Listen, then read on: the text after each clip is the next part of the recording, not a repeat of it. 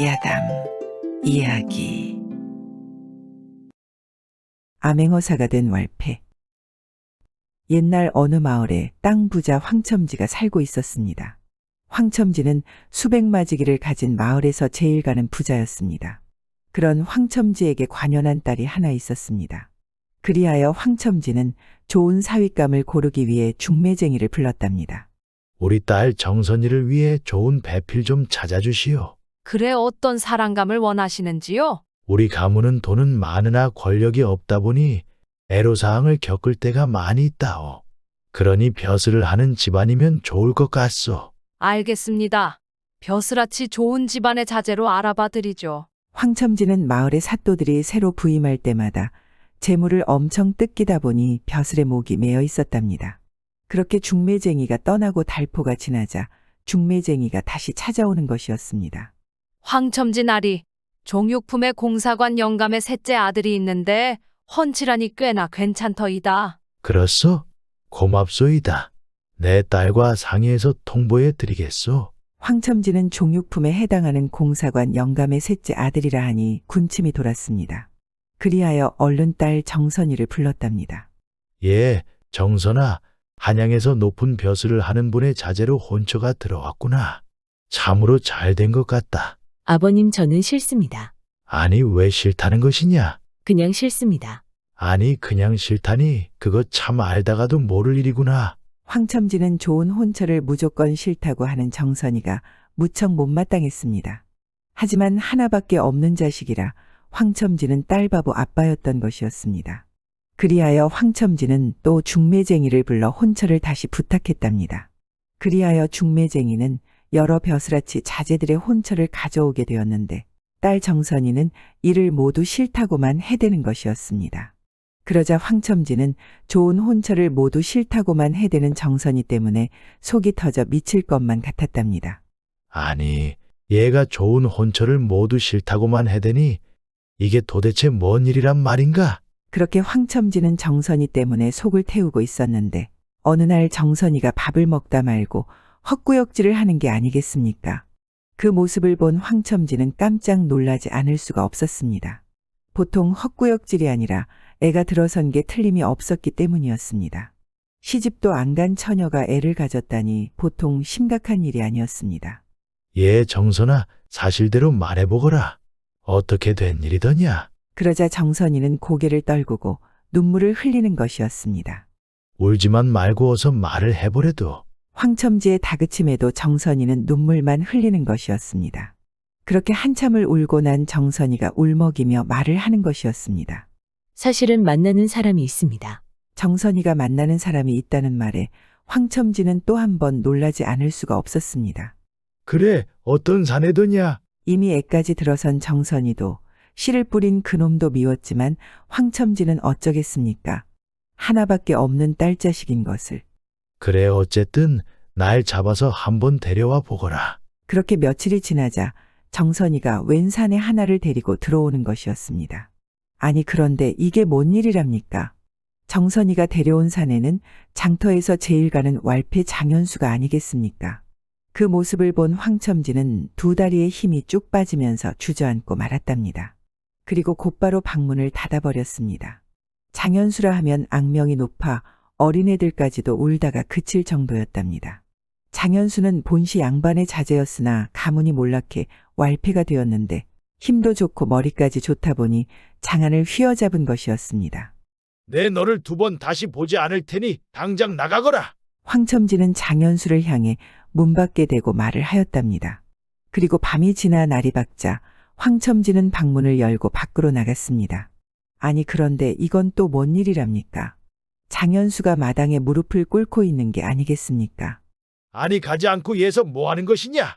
장인어른께서 정선이와 혼인을 허락해 주실 때까지 이놈은 한 발짝도 옮길 수가 없습니다. 무엇이라? 내 놈이 날 무시하는 것이냐? 장인어른께서 소문만 듣고 절 거부하시니 이놈도 어쩔 수가 없습니다요. 그렇게 며칠이 지났을까? 현수는 일체 요동도 없이 눈 하나 까딱도 하지 않고 마당에 계속 무릎을 꿇고 있는 게 아니겠습니까? 그 모습을 본 황첨지는 급기야 통곡을 하면서 울기 시작하였습니다.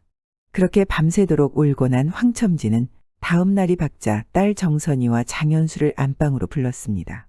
내 말 잘 듣거라. 내 너의 두 사람의 혼인을 허락할 수는 없다.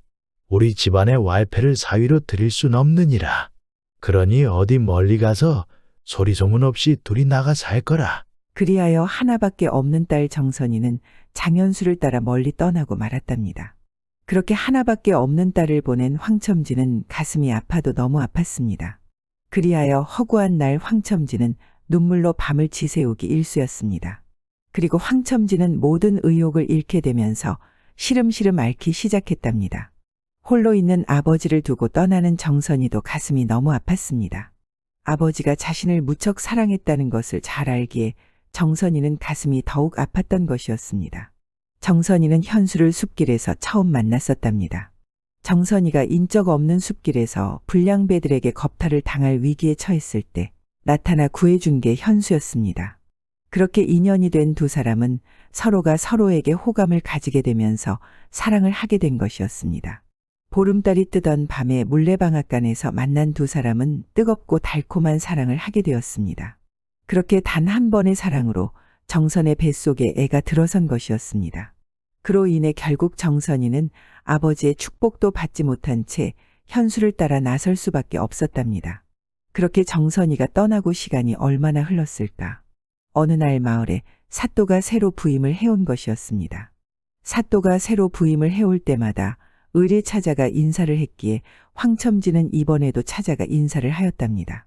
그런데 사또가 황첨지를 보면서 한마디 하는 것이었습니다. 그대도 내가 이곳에 온 것이 못마땅한 것이오. 몸이 아파 표정이 일그러져 있는 것을 사또는 자신의 부임에 불만이 있는 것으로 오해를 한 것이었습니다. 새로 부임한 사또는 일자무식쟁이에다 관직은 한 번도 해본 적도 없는 자였답니다. 상인으로 돈을 많이 벌다 보니 조정에 손을 써서 돈으로 관직을 산 것이었습니다. 그러다 보니 사또는 황첨지가 자신을 무시한다고 생각한 것이었습니다. 그 일이 있고 얼마나 시간이 흘렀을까. 관졸들이 들이닥쳐 황첨지를 잡아가는 것이었습니다. 여봐라. 저놈에게 곤장 20대를 치거라. 아니 내가 무슨 잘못을 했다고 이러는 것이요? 내 놈은 먼저 맞는 게 순서이니라. 몸도 안 좋은 황첨지는 곤장 20대를 맞고 기절을 하고 말았답니다. 그러자 관졸들은 황첨지에게 물을 뿌리는 것이었습니다. 물벼락을 맞은 황첨지가 눈을 뜨자 사또가 말하는 것이었습니다. 내가 조사를 해보니 내 놈은 백성들의 고열을 빨아 배를 채우고 있더구나. 그러니 올해부터는 수확하는 쌀에 파라를 가져오거라. 8알이라 하면 100가마 중에서 80가마를 내라는 것이니 이건 날강도나 하는 짓이었습니다. 아니 사또 8알이라뇨? 너무한 것 아닙니까? 이놈이 아직도 정신을 못 차렸구나. 여봐라. 저놈에게 곤장 20대를 더 치거라. 황첨지는 결국 곤장을 모두 맞고 또 기절을 하였는데 사또가 강제로 도장을 찍게 하였답니다. 그렇게 집으로 돌아온 황첨지는 건강이 더욱더 악화되어 병석에 눕고 말았답니다. 그렇게 몇 해가 흘렀을까. 관졸들이 또 들이닥쳐 병석에 누워있는 황첨지를 잡아가는 것이었습니다. 그리고 이번에는 주리를 트는 의자에 꽁꽁 묶는 것이었습니다. 여봐라. 내 놈은 일도 하지 않고 방에만 있으면서 수백 마지기를 가지고 있다는 것은 나라의 큰 손실이다. 그러니 내 놈의 땅을 모두 내놓거라. 내 친히 내 놈의 땅을 관리하여 나라에 이롭게 쓸 것이다. 아니 어찌 그리 말씀을 하시는 게요? 하나를 가져가는 것도 모자라 땅을 모두 내놓으라니? 그런 법이 어디 있단 말이오? 아니 저놈이 말귀를 못 알아듣는구나. 여봐라. 저놈이 말귀를 알아들을 때까지 주리를 세게 틀라. 그러자 관졸들은 주리대를 바짝 쥐고 주리를 틀기 시작하는 것이었습니다. 그러자 병약한 황첨지는 견디지를 못하고 또 기절을 하고 말았습니다. 그러기를 여러 번 반복되자 사또는 고신이 어렵다고 생각하고 황첨지를 옥에 가두어 버렸답니다. 그렇게 황첨지는 땅 문서를 모두 내놓기 전에는 옥을 나갈 수가 없게 되었습니다. 그렇게 황첨지가 옥에 갇히고 몇 해가 흘렀을까. 황첨지의 건강은 더욱더 악화되고 있었답니다. 그러자 황첨지도 거의 자포자기를 하게 되었답니다. 그러던 어느 날 옥사 밖이 무척 소란스러운 것이었습니다. 암행어사 출두요. 옥사 밖에서는 사람들의 고함 소리가 들리며 웅성웅성거리는 것이었습니다. 그렇게 한동안 시끄럽던 옥사 밖이 조용해지면서 옥사 문이 열리는 것이었습니다. 그러자 관졸이 황첨지를 데리고 관아의 마당으로 데려가는 것이었습니다. 그러자 마당에서는 사또가 무릎을 꿇고 머리를 조아리고 있는 게 아니겠습니까? 그리고 마루에는 관복을 입은 암행어사가 의자의 근엄하게 앉아 있었습니다. 그러자 황첨지도 암행어사를 향해 무릎을 꿇고 머리를 숙였답니다. 아니 그런데 이게 뭔 일이랍니까? 황첨지를 본 암행어사가 마당까지 달려와 황첨지에게 큰절을 하는 게 아니겠습니까? 장인어른 절 받으시죠. 깜짝 놀란 황첨지가 고개를 들어보니 정선이를 데려간 왈패 현수가 아니겠습니까? 그러자 황첨지는 눈이 휘둥그레지면서 이게 뭔 일인가 싶었습니다. 그리고 정선이도 달려와 황첨지를 와락 끌어안는 것이었습니다. 정선이를 보게 된 황첨지는 그제서야 두 눈에 눈물이 주룩주룩 흐르는 것이었습니다. 그렇게 하나밖에 없는 딸과 사위를 다시 보게 된 황첨지는 이제야 안도를 할 수가 있었답니다. 암행어사가 된 장현수는 사또의 죄상을 모두 밝혀내었는데 사또의 범죄 행각이 너무 크다 보니 이를 주상께 모두 알리지 않았겠습니까?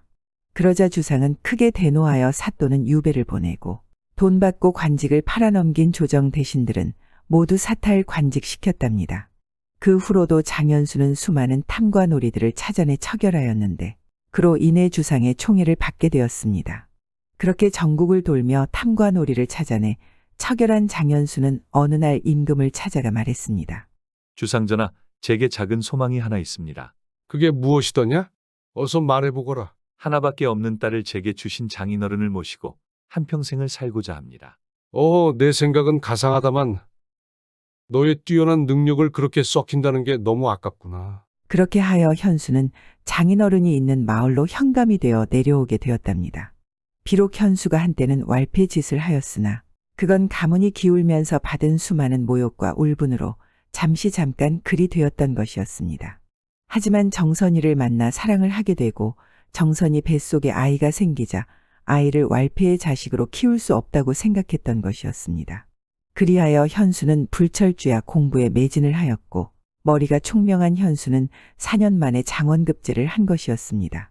그렇게 현감이 되어 돌아온 현수는 장인어른과 수많은 마을 사람들의 축복 속에 정선과 뒤늦은 혼례를 지르게 되었답니다. 마을 현감을 사위로 얻은 황첨지는 두 눈에 눈물이 주르륵 흘렀습니다. 자신이 내쫓은 왈패가 어엿한 현감이 되어 돌아왔으니 이보다 더 기쁠 수가 있을까요? 그리고 딸과 손주까지 함께 살게 되었으니 세상 살맛나지 않았겠습니까? 그렇게 현수와 정선이는 황첨지를 모시고 평생을 행복하게 살아갔답니다. 밤이면 밤마다 아들은 아버지를 업고 걱정 마세요. 지금 우리 향간에 가면 천년두골 일용수, 오동수와 자사봉, 다시 말하면 천년두골의 용이 놀던 물과 오동나무 아래 저절로 죽은 봉황을 먹으면 풍병이 떨어진다는 말이 있었습니다. 봉황이나 용은 다 상징적인 동물로서 실제한 동물이 아니었습니다. 때문에 천년두골의 용이 놀던 물을 마시고 오동나무 아래에서 저절로 죽을 봉을 먹고 풍병을 뗐다는 것은 한낱 전설에 불과했습니다다. 하지만 이 말 속에는 이런 이야기가 있었습니다. 옛날 새 울고 꽃이 피는 심산이라 벽곡에 마음씨 비단같이 고운 농부가 슬하의 외동아들을 데리고 살았습니다. 아들이 나서 사흘 만에 아내가 세상을 떠서 젖동량으로 키운 아들이라 농부는 그 아들을 금이야 오기야 하고 키웠습니다.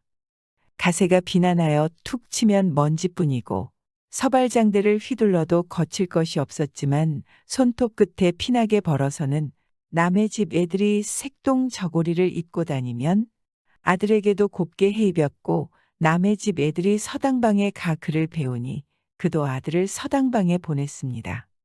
아들을 위해서 이른 새벽엔 별을 지고 일하러 나갔고 달 뜨는 저녁엔 달을 이고 집에 들어오면서 10손가락이 갈고리가 되도록 일했습니다.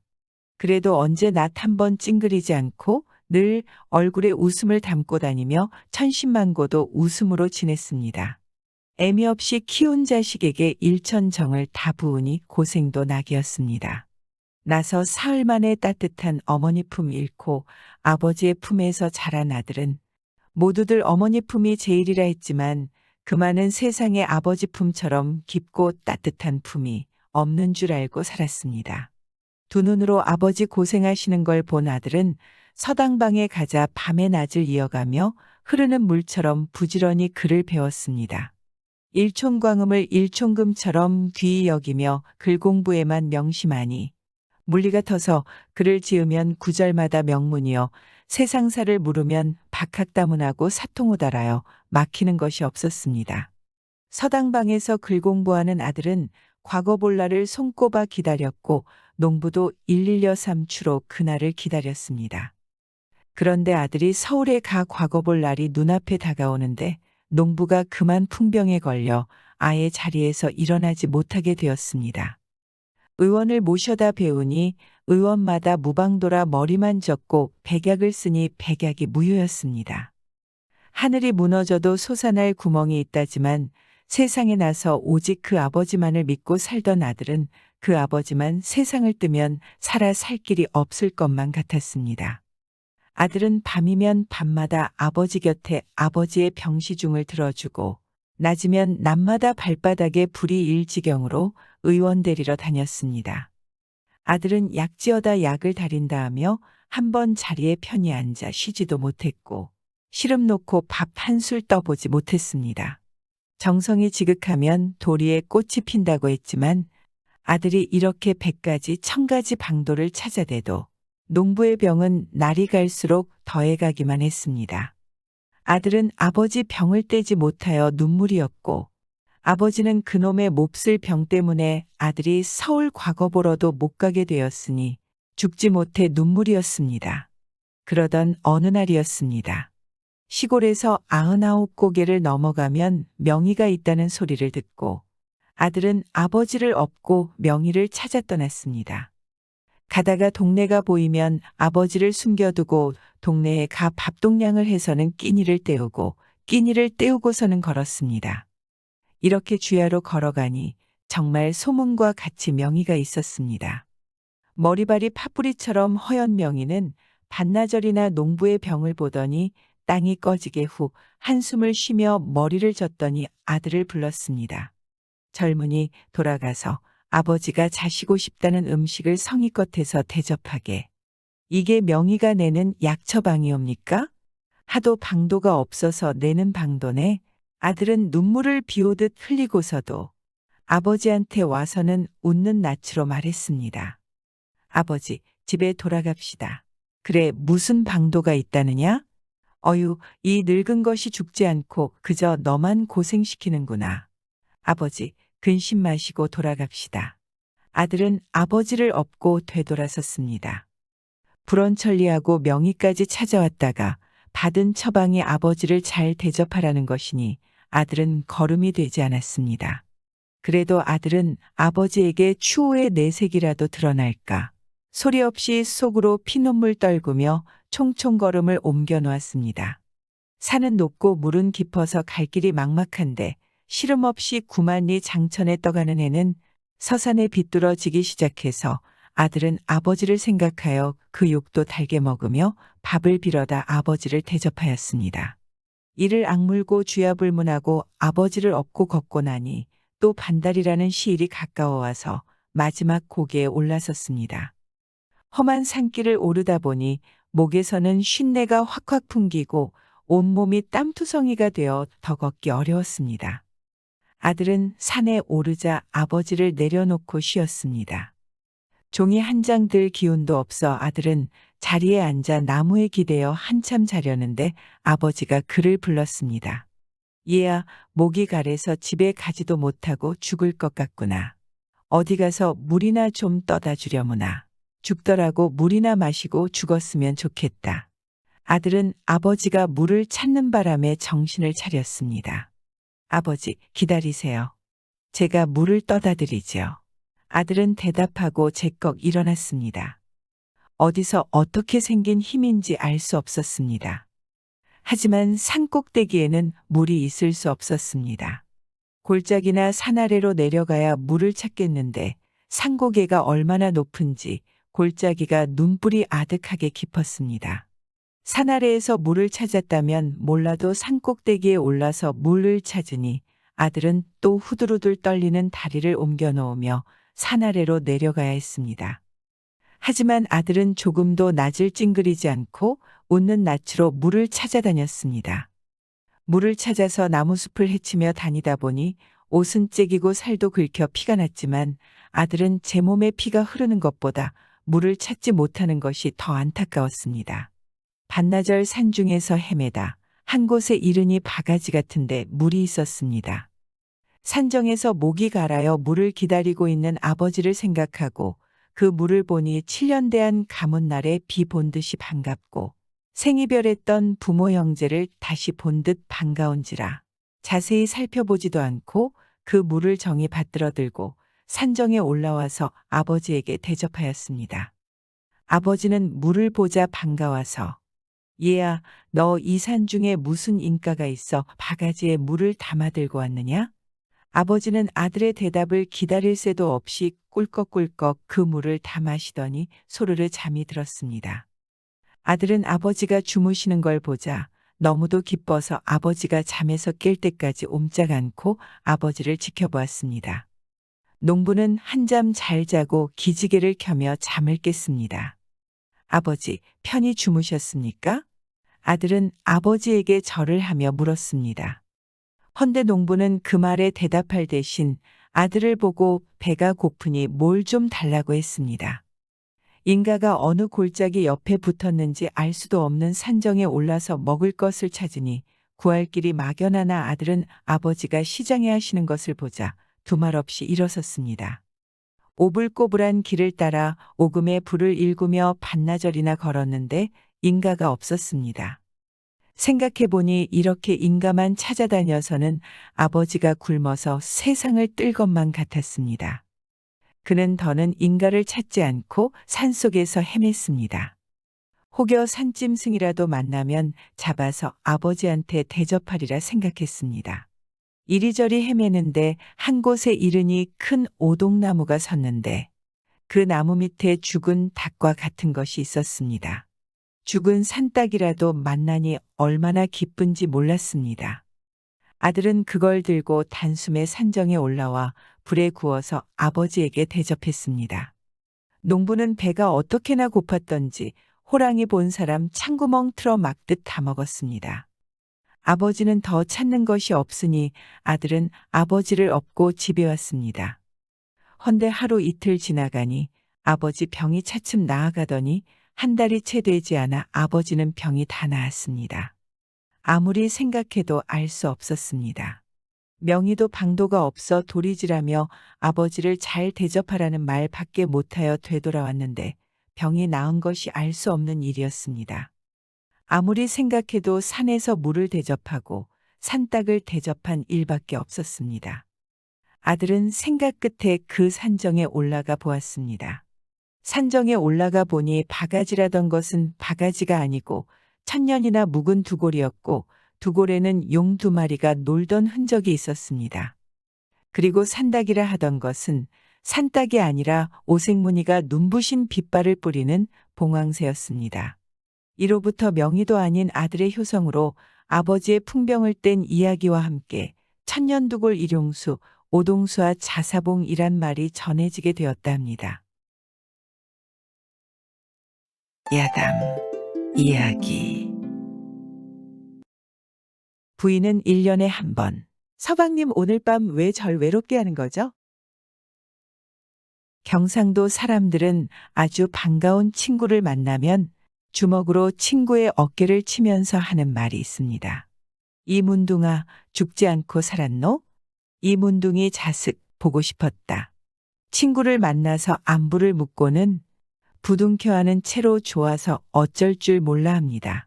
이 문둥아, 이렇게 부르는 것은 욕을 하는 것이 아니라 상대를 보고 반가움을 표현하는 말로 해석되고는 합니다. 경상도 사람들이 친한 사이를 보고 문둥아라고 부르는 이유에는 이런 이야기가 전해져 내려오고 있습니다. 옛날 경상도 한 곳에 아주 친근하게 지내는 두 친구가 살았습니다. 그 둘은 형제간보다 더 가까운 사이였습니다. 두 사람은 하루라도 서로를 보지 못하면 마음이 놓이지 않았습니다. 혹시나 자신이 보지 못한 사이에 무슨 일이라도 생긴 것이 아닌지 걱정이 되었기 때문이었습니다. 아무리 각별한 부부 사이라고 하더라도 두 친구의 사이를 쫓아오지 못할 정도로 끈끈했습니다. 사이가 얼마나 돈독하고 좋았던지 부인의 생일은 기억을 못해도 친구의 생일만큼은 기억을 해 생일날만 되면 가서 꼭 축하를 해주면서 밤을 새워 이야기를 나눴습니다. 그래서 부인은 남편이 있음에도 생일날 저녁이면 외로워할 정도였고 또 작은 콩 한 조각이라도 있으면 서로 나눠 먹을 정도로 서로를 아꼈습니다. 그들 중 누가 감기에라도 걸리면 다른 친구가 대신 감기에 걸려주지 못하는 것을 아쉬워할 정도였습니다. 친구야, 내가 아프면 내가 대신 아파해주고 싶다네. 그러니 우리 서로 아프지 말고 잘 지내세나. 혹 아프게 되면 먼저 말을 해주게. 내가 무슨 수를 써서라도 약을 구해볼 테니. 라며 웃으며 말했습니다. 그러자 친구도 자네야말로 아프면 필히 나에게 먼저 말하게 알았나. 라며 서로 웃었습니다. 서로의 곁을 지키며 언제나 힘이 되어주는 절친한 사이였습니다. 하지만 가난했던 두 친구는 신발을 사서 신을 형편이 못 되었습니다. 신발이 없는 그들은 한겨울이 오면 나무가래를 달구어 가지고 다니다가 맨발로 걷다가 발이 시리면 발을 나무가래에 녹이면서 서로의 집을 오갔습니다. 그러던 어느 날이었습니다. 친구 중 한 사람이 그만 문둥병에 걸려버렸습니다. 당시에 문둥병은 전염병으로 불치의 병으로 알려져 있었습니다. 그렇기에 다른 사람과의 만남을 일절 차단해 밖으로 나가지 못하게 만들었습니다. 옛날엔 이 병에 걸린 사람으로 인해 전염이 될까 두려워 문둥병에 걸린 사람의 숨을 끊기도 했습니다. 문둥병에 걸린 친구는 남몰래 무인심산에 가서 은거에 있었습니다. 둘도 없는 친구가 갑자기 행방불명이 되고 나니 다른 친구는 답답하고 걱정이 되어 미칠 지경이었습니다. 어디로 갔을까? 홀로 지내고 있으니 얼마나 외로울까? 친구는 사라진 친구를 떠올리며 매일 같이 걱정으로 지새웠습니다. 한편으로는 아무런 말도 하지 않고 떠난 친구가 원망스럽기도 했습니다. 중마고우로 항상 곁을 지키던 친구가 말없이 사라진 것에 대한 서운함도 적지 않았습니다. 그렇게 세월이 흘렀고 문둥병에 걸린 친구가 사라진 지도 몇 해가 지나갔습니다. 그리고 문둥병에 걸렸던 친구가 어제 만났던 사이처럼 기분 좋게 웃으며 친구를 찾아왔습니다. 친구, 잘 지냈는가? 문둥병으로 사라졌던 친구가 병이 말끔하게 나아서 돌아온 참이었습니다. 어떻게 된 것이야? 친구는 너무도 반가워 어쩔 줄을 몰랐습니다. 불치병으로 다시는 보지 못하리라 생각했던 친구가 병을 고치고 웃는 낯으로 나타나자 어찌나 좋았던지 얼굴에서 미소가 떠나지 않았습니다. 그리고 친구는 문둥병에 걸렸던 친구에게 말했습니다. 이 문둥아, 죽지 않고 살았노? 두 친구는 서로를 부둥켜 안고는 기쁨의 눈물을 흘렸습니다. 세상에 둘도 없는 친구를 꿈에도 잊지 않던 친구를 만난 기쁨에 나오는 말이었습니다. 이로부터 사람들은 친근한 친구를 만나면 문둥아 하고 인사를 표시하며 둘 사이에 친밀한 정을 주고받았습니다. 문둥병에 걸렸던 친구는 자신의 병이 자신의 친구에게 전염이 될까 걱정을 했었습니다. 또한 친구가 자신이 떠난 곳을 알게 되면 찾아올까 걱정이 되어 어디에 가 있다는 사실도 알려주지 않았던 것이었습니다. 문둥병에 걸린 친구는 홀로 무인심산에 홀로 숨어서 지냈지만 한 번도 친구를 잊어본 적이 없었습니다. 하지만 병에 대해 잘 알고 있던지라 친구 앞에 도무지 나타날 수 없었습니다. 무인심산에 홀로 지내던 친구는 병이 낫지 않게 되면 속세로 나가지도 않을 것이며 친한 친구도 다시는 보지 않을 것이라 다짐을 했었습니다. 문둥병으로 험상궂은 꼴을 친구에게 보이면 얼마나 가슴을 아파할지 또 친구가 자신의 곁에 있겠다고 할 것 같아 근심이 되었기 때문이었습니다. 문둥병에 걸린 친구는 무인심산에서 홀로 지내며 한 일이 하나 있었습니다. 항아리에 감주를 빚어놓고는 늘 그 감주를 마셨습니다. 문둥병에 걸린 친구는 산 높고 골이 깊은 곳에 몸을 숨기고 녹음이 우러지고 꽃피어 봉접을 부르는 그윽한 꽃향기 속에서 풍어를 읊고 수림 속에 꾀꼬리를 벗삼아 노래하며 세월을 보냈습니다. 여러 해 감주를 마시면서부터 피부가 하얗게 변하는가 싶더니 가렵기 시작했습니다. 그때만 해도 자신에게 일어난 일이 이제 곧 눈을 감게 되려는 신호라고 문둥병에 걸린 친구는 생각하고 있었습니다. 문둥병에 걸린 친구가 마신 감주가 불치의 병을 치료해주는 약주가 되어줄 주는 꿈에도 상상치 못했습니다. 감주를 거의 다 마시니 그의 병도 어느샌가 거의 나아가고 있었습니다. 어느 하루는 감주를 마시던 문둥병 친구가 항아리를 보고는 깜짝 놀랐습니다. 항아리 속에는 구렁이가 빠져 죽어 있던 것이었습니다. 사실 감주 자체로 친구의 문둥병이 나은 것이 아니었습니다. 구렁이가 감주에 들어가 죽게 되면서 효능이 발현되어 준 것이었습니다. 친구가 문둥병에 나았다는 소문은 동네에 파다하게 퍼졌습니다. 그날 이후부터 구렁이 감주가 약이 된다고 사람들 사이에는 입소문이 나기 시작했습니다. 구렁이 감주를 빌어 마시는 사람들이 있게 되고 뱀술을 고아서 먹게 되는 사람들도 생겨나게 되었습니다. 어떤 집에는 구렁이가 약이 된다고 가마에 시루떡을 찔 때마다 가마에 구렁이를 매달아 기름을 받기도 했습니다. 문둥병이 나은 친구로 인해 산에는 구렁이와 뱀을 찾아다니는 사람들이 점차 늘어났습니다. 그리고 병으로 시름시름 앓던 많은 사람들이 병을 치료할 수 있게 되었습니다. 그래서 경상도에서 친구를 만나면 이 문둥아 잘 지냈노라며 말하는 걸 친한 친구에게 잘 지냈냐는 설이 있지만 그냥 이야기는 이야기일 뿐이니 믿지는 않으셔도 됩니다. 저 도저히 못 참겠어요, 서방님. 제발. 옛날 나이 젊은 부부가 늙으신 어머니를 모시고 살았습니다. 머리까지 회슥슥한 늙으신 어머니의 앞날은 멀지 않았습니다. 아들 며느리는 어머니를 모시느라 온갖 정성을 다했습니다. 집에 있는 음식도 끼니마다 따뜻하게 끓여서 대접하였고 색다른 음식이 생기면 자기들은 먹지 않고 어머니한테 가져다 드렸습니다.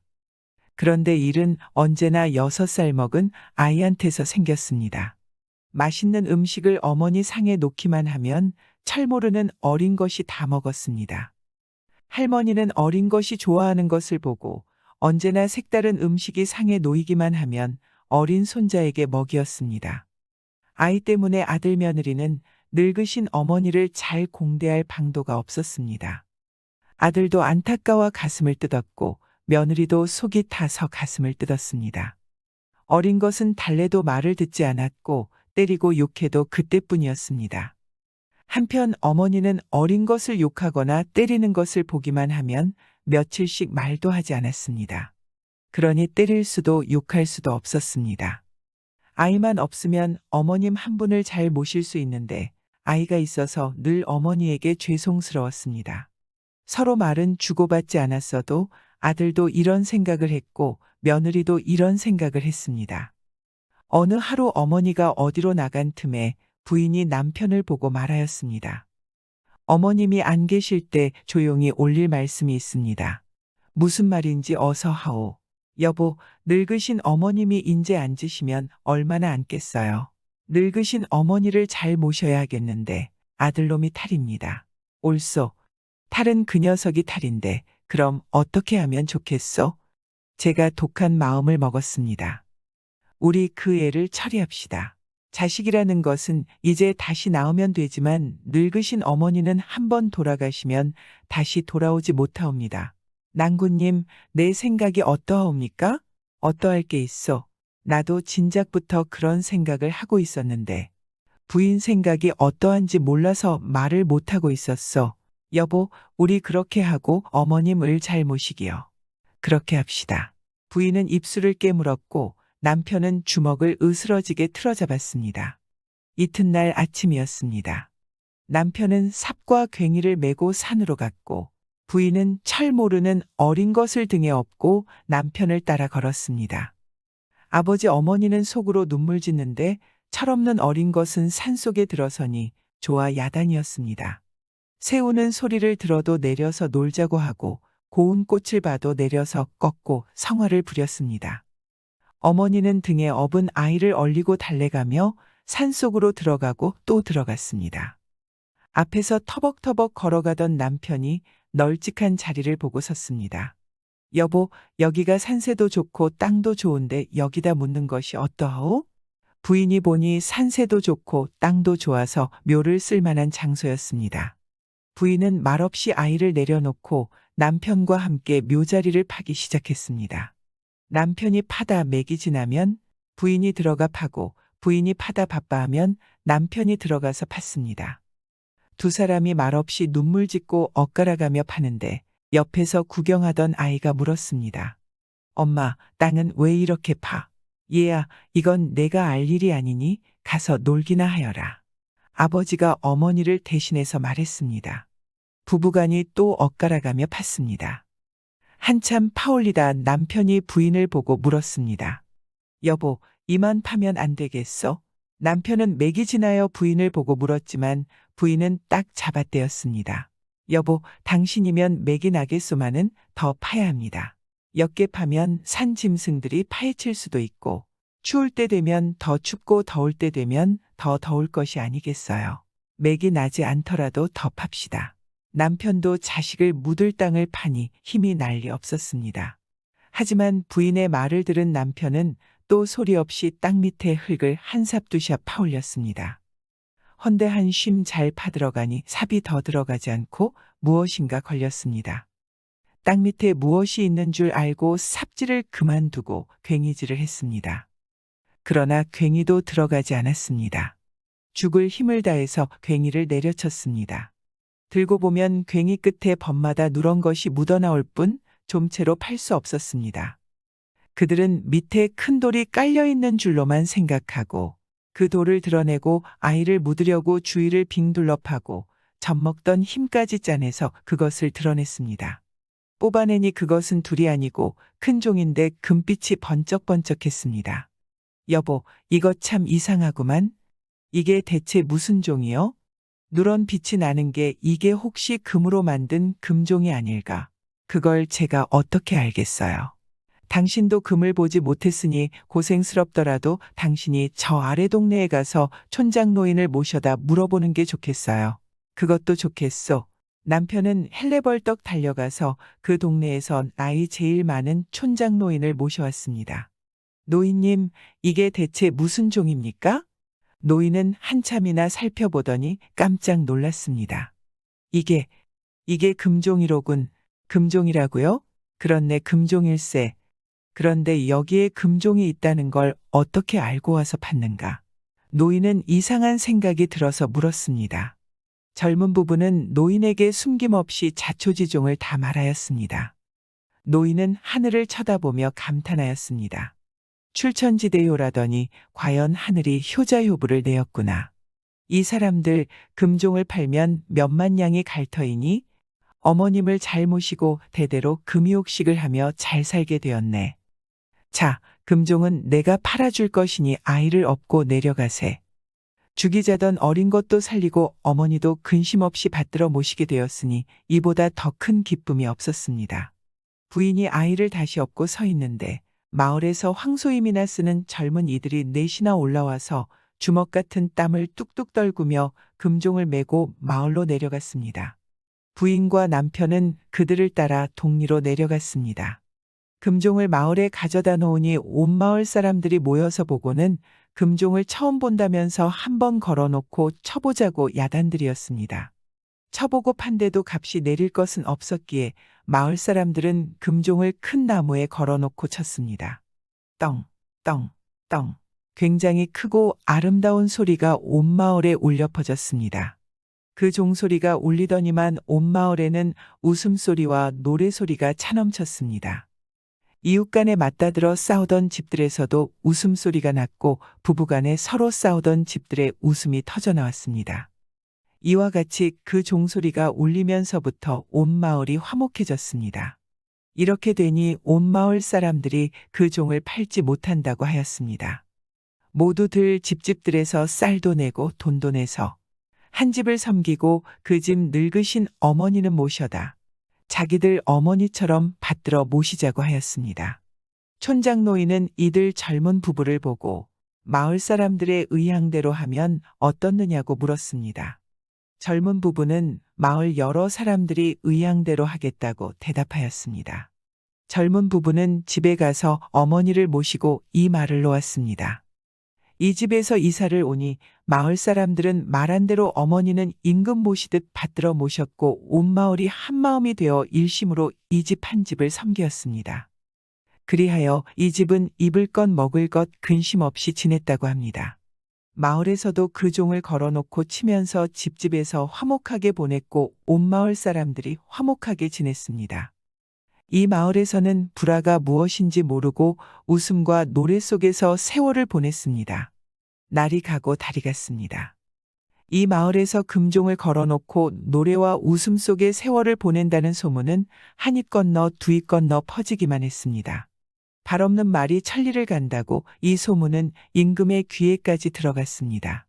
임금은 이 소문을 듣자 누각에서 영을 내렸습니다. 듣거라. 그렇게 좋은 종이 이 나라에서 나왔는데 어찌 자그마한 마을에만 걸어두고 치겠느냐? 그 종을 가져다 나라에 걸고 온 나라 사람들이 다 그 종소리를 들도록 하여라. 임금의 영이 내려서 며칠이 지나지 않아 금종은 궁에서 가장 놓은 곳에 걸렸습니다. 금종을 나라에 걸어놓고 치니 궁에 싸움이 없고 온 나라가 화목하여 행복이 차넘쳤습니다. 종이 울려서 며칠이 지난 뒤 임금은 또 영을 내렸습니다. 당장 지금 가서 그 부부 식구들을 모셔오도록 하여라. 얼마나 효자였으면 하늘에서 이런 귀한 종을 보내주었겠는가. 당장 와서 모셔오도록 하여라. 그리하여 그 부부 내외는 궁으로 들어왔고 시어머니는 백년해로 하였으며 부부의 아들도 후에 큰 직책을 맡아 나라의 큰 보탬이 되었다고 합니다. 서방님, 그럼 첫날 밤을 길게 사랑을 나눠요? 당송팔대가의 한 사람인 소동파에게는 소매라고 부르는 누이 동생이 있었습니다. 소소매는 한낱 여자의 몸이기는 하나 오빠처럼 글을 잘 지은 까닭에 송나라 사람치고 글을 모르는 사람이 없었습니다. 여기에 이런 이야기가 전해지고 있었습니다. 어느 하루 소동파가 누이 동생과 한담을 하다가 무심간에 그의 얼굴을 눈여겨보더니 슬쩍 농을 걸었습니다. 소매야, 우리 오늘 심심한데 글짓기를 해보는 게 어떠냐? 오빠야, 나라에서도 손을 꼽는 문인이신데 제가 어디 될까요? 그렇지만 오빠가 하자는데 어찌 마다하겠어요? 그럼 내 한 구절 먼저 읊지. 오리행인 심리가니라. 바깥에서 가는 사람을 심리 안쪽에서 보고 있구나. 오목하게 패어 들어간 내 눈을 두고 지은 글인데 이만하면 괜찮게 되었겠지? 바깥에서 가는 사람을 심리 안쪽에서 본다고 하였으니 소매의 눈이 올이나 꺼져 들어갔다는 말이었습니다. 물론 굉장한 과장이기는 하지만 오목눈을 두고 지은 글로는 흠잡을 데 없었습니다. 소동파가 스스로 만족해서 빙그레 웃으며 누이 동생을 바라보는데 소매도 오빠의 얼굴을 물끄러미 쳐다보더니 입을 열었습니다. 저도 오빠의 눈을 두고 한 귀 지어 읊겠는데 욕하지 않겠어요? 글짓기 내기가 아니냐, 글만 잘 짓는다면야, 욕이 아니라 한바탕 칭찬을 할 테다. 어서 읊으려무나. 건혈로 하금 연락이라 작년에 흘린 눈물이 올해에야 떨어졌도다.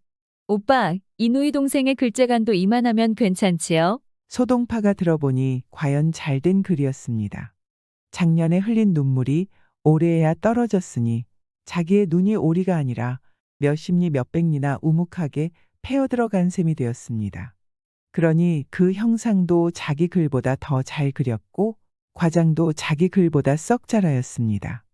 이에 소동파는 그만 누이 동생의 글재간에 탐복하여 내가 졌다.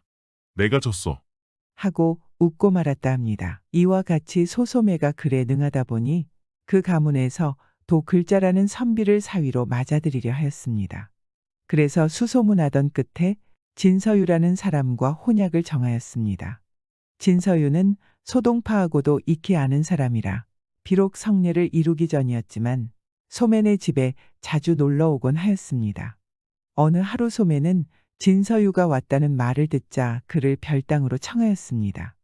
본시 성미가 호방한 소소매는 진서유를 만나보고 손수 그의 글재간을 떠보리라 마음먹었습니다. 우리가 이렇게 만남도 금생금세의 연분인가 보옵니다. 하오나 소녀는 천성이 그를 좋아하여 글의 짝이 되지 않는 자를 제 짝으로 섬기지 않사옵니다. 이제 소녀 글귀를 내겠사온데 이 글귀에 답을 주시면 곧 제 서방님이 되리다. 진서유도 속에 먹물을 먹고 글깨나 쓰는 남하대장부라 껄껄 웃으며 응해 나섰습니다. 바라건대 낭자께선 어서 글만 내리시오. 숭어부숭어 조부라. 아버지보다 낫고 할아버지보다 낫다. 는 이 글귀의 인명을 가지고 대답하소서. 진서유는 소매의 글귀가 떨어지자 눈을 한번 감더니 별로 어렵지 않게 대답했습니다. 그야 어려울 게 있어. 손권이요. 손권이라면 그 연유를 말씀하셔야지요. 한 집안에서 제일 귀여움을 받는 것은 손자라. 아버지도 할아버지도 손자 하자는 대로 하니 손자의 권리 그중 크지요. 오라요. 그럼 한 귀 더 받으세요. 천벽투광야 독서라. 담벽을 뚫고 빛을 훔쳐 야밤의 글을 읽도다. 이 글귀에도 인명으로 대답하소서. 공명이요. 그 까닭을 말씀하세요. 그야 어려울 게 있어. 벽에 뚫린 구멍으로 들어온 광명이니 그것이 공명이 아니겠소. 소매가 글귀를 받아보니 과연 듣는 말과 같이 진서유는 글에 능한 사람이라 매우 기뻐하며 엎드려 절을 올렸습니다. 서방님께서는 소녀의 방자함을 너그러이 용서하소서.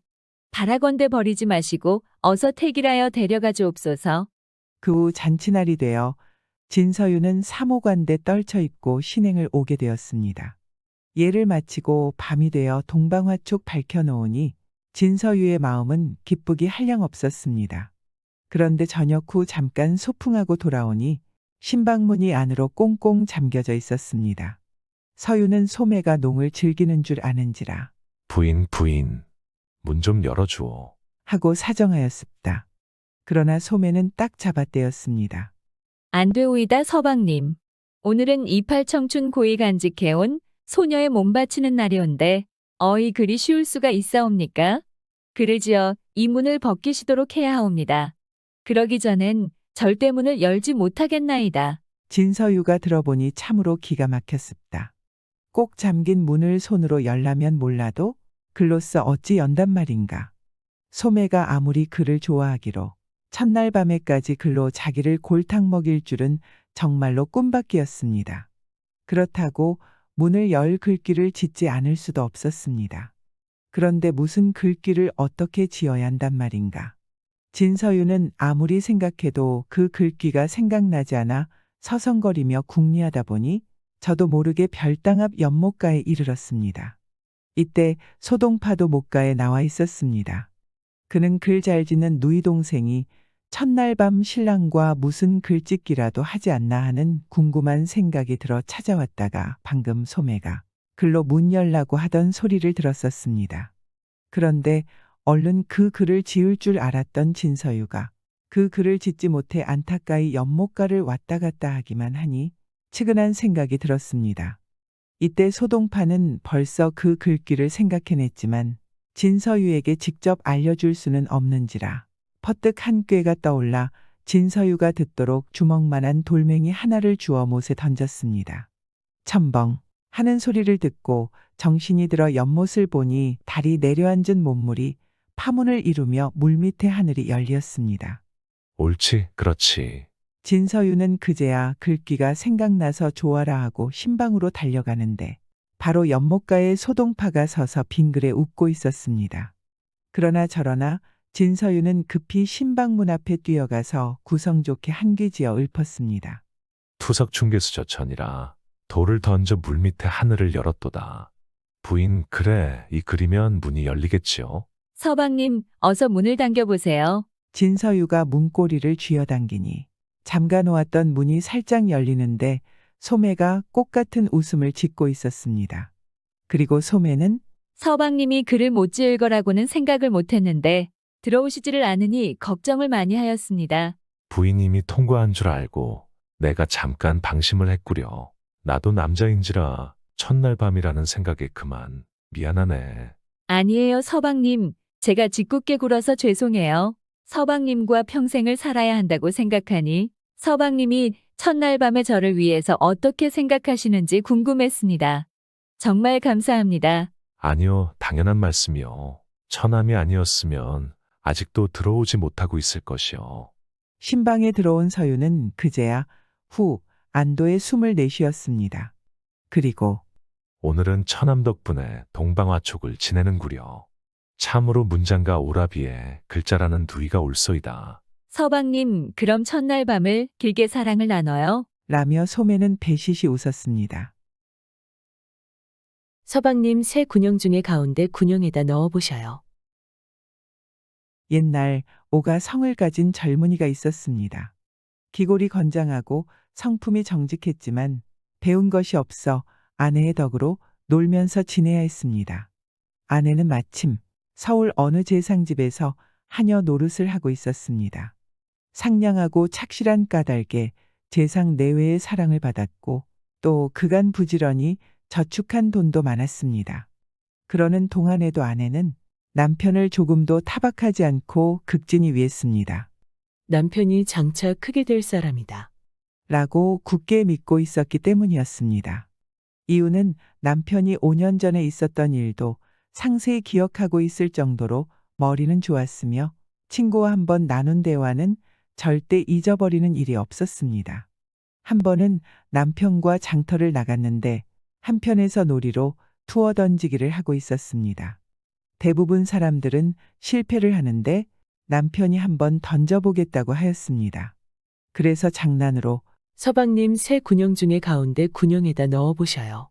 라고 하니 남편은 진짜 가운데에다 넣었고 내가 원하는 곳마다 집어넣었습니다. 그래서 사람들이 모두 감탄하였습니다. 그리고 1년이 지난 어느 날 아침 아내는 묵직한 엽전 꾸러미를 남편에게 내놓았습니다. 당신은 세상 물정이 어두우니 이 돈을 가지고 나갔으면서 배워 오도록 하셔요. 그러나 남편은 돈을 한 푼도 쓰지 않고 돌아왔습니다. 집에서 좋은 음식을 배불리 먹은 탓인지 먹고 싶은 것이 있어요. 그렇다면 길거리에 많은 거지한테라도 주면 좋을 걸 그랬어요. 그건 미처 생각 못했구려. 이튿날부터 오가는 돈을 가지고 나가 거지 떼들에게 후를 뿌려주었습니다. 며칠이 지나자 오 씨는 이렇게 헛돈을 버리느니 차라리 활쏘는 한량하고 사귀어 보자 하고 생각했습니다. 이번에는 술과 고기를 사가지고 활터에 가서 숱한 한량들과 사귀었습니다. 사귀고 보니 과연 재미도 있고 또 그들과의 우정이 차츰 두터워져 갔습니다. 여기에 재미를 붙인 오가는 더욱 범위를 넓혔습니다. 한량뿐 아니라 글을 꽤 쓰는 사람들하고도 만났습니다. 아내는 남편에게 자, 이제부터는 사귄 분들과 함께 글 공부를 하고 또 병법서도 열심히 배우도록 하세요. 아내가 짐작한 대로 오가는 글재주가 없지는 않았습니다. 불과 몇 달 만에 요즘 말로 하는 역사, 정시, 군사학 같은 것을 대충이나마 올바르게 깨닫게 되었습니다. 그러자 아내가 또 권했습니다. 앞으로는 공부하는 틈틈이 활쏘기, 검술 같은 무술 공부를 하세요. 오가는 한량들에게 활과 칼을 배웠습니다. 본인이 재주가 있었고 또 한량들이 열심히 가르친 덕으로 이건 역시 불과 몇 달 후에는 당할 상대가 없게 되었습니다. 가난한 선비에게 배운 병법서도 물론 훤히 익혀버렸습니다. 그러나 오가와 아내는 그 일을 자랑하지 않았습니다. 뿐만 아니라 그의 나라에서 치른 무과시험에 합격하고도 주인 재상에게 알리지 않음은 물론 벼슬자리마저 사양했습니다. 오가는 대체 아내에게 또 다른 무슨 계획이나 희망이 있는지 당장은 알 도리가 없었습니다. 원래 말이 없고 갸륵한 아내였기에 오가는 묵묵히 아내의 말에 따랐습니다. 하루는 아내가 오가에게 이렇게 말했습니다. 그동안 당신을 위하여 쓴 돈이 7,000냥이 되어요. 원래 모아두었던 10,000냥 속에서 이제는 3,000밖에 남지 않았어요. 그러니 이 돈으로 장사를 해보셔요. 뜻밖의 일이라 오가는 얼떨떨했습니다. 내가 장사를 어떻게 하오? 올해는 대추가 흉년인데 오직 충청도 지방만이 풍년이라니 1,000양을 가지고 가서 사들여 오셔요. 오가는 충청도로 향했습니다. 그러나 도착하고 보니 마침 큰 흉년이 들어 도처에 굶는 사람이 허다하고 부황증에 걸려 고생하는 사람이 수두룩했습니다. 불쌍한 생각을 참지 못한 오가는 대추 살 돈을 몽땅 뿌려주고 맨손으로 돌아왔습니다. 그러나 아내는 조금도 나무라지 않고 다시 1,000양을 내주었습니다. 들은즉 황해도에만 면화가 풍년이라니 이걸로 면화를 사오셔요.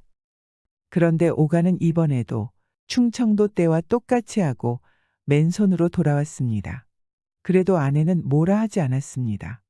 다만 여기 이것이 마지막 1,000양이어요. 그러니 이번 말은 꼭 성공하셔요. 하고 신신당부했습니다. 이번 장사란 서울에서 헌옷을 사들여 함경도 지방에 가서 팔고 대신 그곳에 약초와 모피를 사들여 오는 일이었습니다. 그리하여 오가는 헌옷 수십 짐을 이끌고 함경도의 땅에 이르렀습니다. 아내의 말대로 그곳은 면화가 귀한 까닭인지 추운 겨울에도 시골 사람들은 거의 벌거벗고 사는 형편이었습니다. 여기서 오가는 또 불쌍한 생각이 들었습니다. 아내의 간절한 부탁을 잊은 것은 아니지만 차마 그대로 볼 수가 없어서 만나는 사람마다 선뜻 옷을 내주었습니다. 물론 돈 한 푼 받지 않고 거저 주었습니다. 함경도 안변 땅에서 시작하여 진이란 곳에 이르렀을 때는 손에 남은 옷이라고는 쓸만한 치마바지 각 하나밖에 없었습니다. 아무리 좋은 일이라 해도 이렇게 아내의 막대한 재산을 다 써버렸으니 돌아갈 낯이 없구나. 차라리 산짐승의 밥이 되는 것이 낫겠다. 오가는 한밤중에 깊은 산골짜기를 헤맸습니다. 그러다가 문득 한 오막살이 집을 발견하고 우선 안으로 들어갔습니다. 기울어져 가는 오막살이에는 한 노파가 앉아 있었습니다. 보니 노파 역시 누더기 옷으로 벌벌 떨고 있었습니다. 하룻밤 쉬어 갑시다. 오가가 이렇게 청하자 노파는 깜짝 놀라더니 반갑게 맞아주었습니다. 이 밤중에 이런 곳에서 길을 잃으신 모양이니 얼마나 고생하였겠소. 오가는 몹시 고맙게 여겼습니다. 그래서 남은 치마와 바지를 밥상을 받으며 얼른 내놓았습니다. 노파는 눈이 휘둥그레졌습니다. 어이구 머니나 이런 귀한 옷을 주시다니. 노파가 즐거워하며 옷을 입는 동안 오가는 밥상을 훑어보고 깜짝 놀랐습니다. 밥은 감자와 조밥투성이었으나 차려진 반찬이 모두 인삼, 그것도 산에서 자연히 큰 산삼 나물이었던 것이었습니다. 이렇게 귀한 산삼을 나물로 해먹다니. 어찌면 노파는 그런 줄 모르는 것이 아닐까. 오가는 한동안 벌린 입을 다물지 못했습니다. 할머니, 이 나물은 어디서 났소? 오가가 물었습니다. 바로 집 뒤에 도라지 말이 있어. 맛이 좋아 날마다 캐 먹는다오. 노파는 그것이 산삼이라는 사실을 전혀 모르는 것 같았습니다. 집에 캐어둔 것이 더 있거든. 어디 좀 봅시다. 노파는 서슴지 않고 응낙했습니다. 노파를 따라 헛간에 간 오가는 또 한 번 놀랐습니다. 거기에는 이미 캐어둔 산삼이 자그마치 10단도 넘었습니다. 작은 것은 손가락 크기, 굵은 것은 팔뚝만한 것들이었습니다. 그런데 멀리서부터 묵직한 발자국 소리가 들려왔습니다. 오가는 가슴이 덜컥 내려앉았습니다. 그러나 노파는 우리 아들이 이제 돌아오는 모양이니 염려 말아요. 하고는 그 아들에 관한 얘기를 했습니다. 노파의 말에 의하면 갓 태어난 아들은 겨드랑이에 날개가 돋아 있어 가끔 벽에 날아가 붙곤 했습니다. 좋지 못한 징조 같아서 쇠를 달고 짖었지만 날개는 그럴 때마다 다시 생겼습니다. 또 힘이 어찌나 센지 호랑이도 산채로 걷더니 잡아올 만했습니다. 장차 큰일을 일으킬까 겁이 난 부모는 마침내 이 산골에 찾아들어 세상과 인연을 끊고 살았습니다. 그러다가 부친이 먼저 죽고 이제는 모자 둘이서 살고 있다는 것이었습니다. 다행히 사냥을 잘해 굶지는 않는다오. 노파가 말을 마쳤을 때 바로 그 아들이 돌아왔습니다. 노파가 오가를 소개하자 아들은 우람한 몸집을 굽시라며 인사와 사례를 아울러 했습니다. 물론 귀한 옷을 준 데 대한 사례였습니다. 이튿날 아침 오가는 아들의 길잡이로 도라지 밭에 가보니 과연 온 산에 크고 작은 산삼으로 꽉 차 있었습니다.